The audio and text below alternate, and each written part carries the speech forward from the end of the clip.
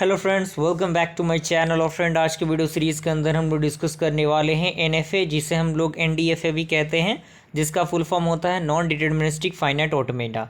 ये basically automata का ही part होता है। विदाउट जो आउटपुट होता है इसमें जनरेट किया जाता है इसको, जिसमें डीएफए को हमने प्रीवियस वीडियो में देखा, तो पूरे कंसेप्ट और उसके साथ साथ न्यूमेरिकल क्वेश्चन भी उसमें आपको मिल जाएंगे।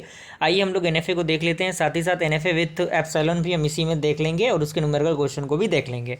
पहला पॉइंट कह रहा है कि the finite automata are called NFA when there exist many path for specific input.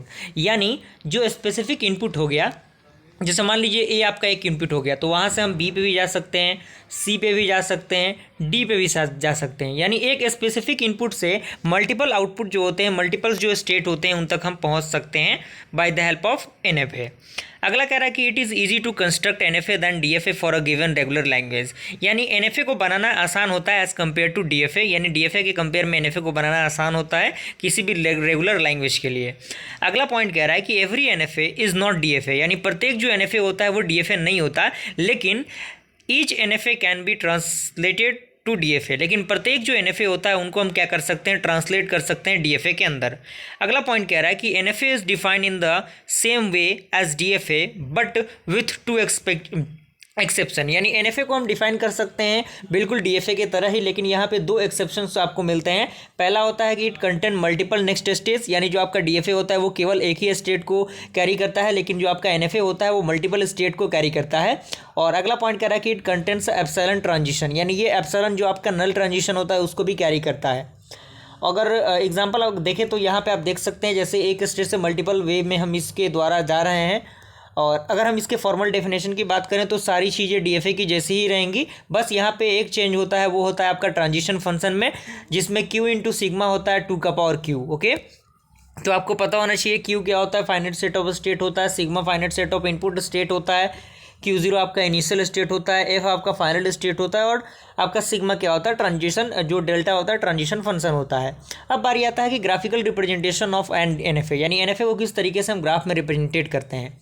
तो यहाँ पे पहला पॉइंट कह रहा है कि the state is represented by vertices. यानी जो भी स्टेट होते हैं, जैसे ए स्टेट हो गया तो उसको हम क्या करेंगे, एक वर्टेक्स के द्वारा रिप्रेजेंटेट करेंगे।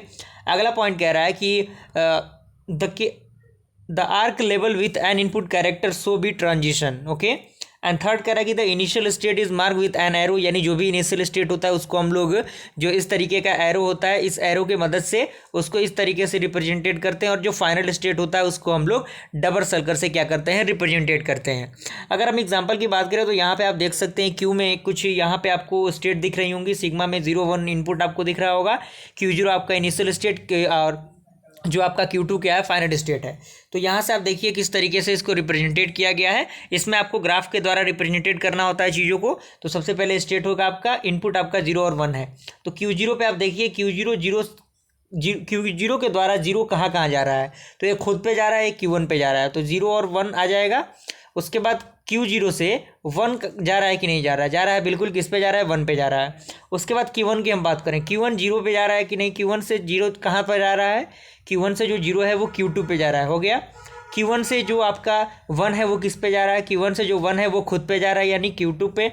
Q1 से 1 0 पे जा रहा है, आप देखिए यहाँ पे। उसके बाद Q2 आपका क्या है, फाइनल स्टेट है, तो हमने डबल सर्कल से इसको दिखा दिया। तो Q2 से आपका 0 पे जा रहा है, बिल्कुल जा रहा है उसी पे। और Q2 पे किस पे जा रहा है, Q2 पे जा ही रहा है 1 पे। साथ ही साथ ये किस पे जा रहा है आपका, वो Q1 पे भी जा रहा है। ओके, तो यहाँ से आप देखिए।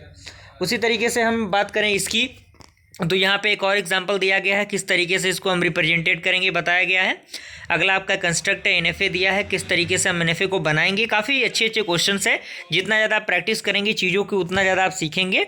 और यहाँ पे आपका एनएफए विथ एप्सिलॉन आता है, तो ये बेसिकली क्या होता है, रेगुलर एक्सप्रेशन होता है, जिसमें एक चेंज मिलता है, सारे टपल्स बिल्कुल सिमिलर रहेंगे। यहाँ पे आपको चेंज मिलेगा कि यहाँ पे आपका Q इंटू सिग्मा यूनियन में आपका क्या आता है, एप्सिलॉन आता है, और 2 का power Q as it is रहेगा। यहाँ से आप इसको देख के समझ सकते हैं, यानी by the help of epsilon, यानी ये स्ट्रिंग काउंट नहीं होगा। यानी B on seeing nothing is change can go to C. यानी जो बी से सी पे है वो काउंट नहीं होगा, मतलब हम मान लेंगे कि हाँ वो जुड़ा हुआ है, इसमें कोई दिक्कत परेशानी आपको नहीं है। तो यहाँ तक का ये पूरा प्रोसेस आपको समझ में आ गया होगा। वीडियो पसंद आया तो वीडियो को लाइक ज़रूर कीजिएगा। जल्दी मिलता है ऐसे इंटरेस्टिंग वीडियो के साथ, तब तक के लिए थैंक यू।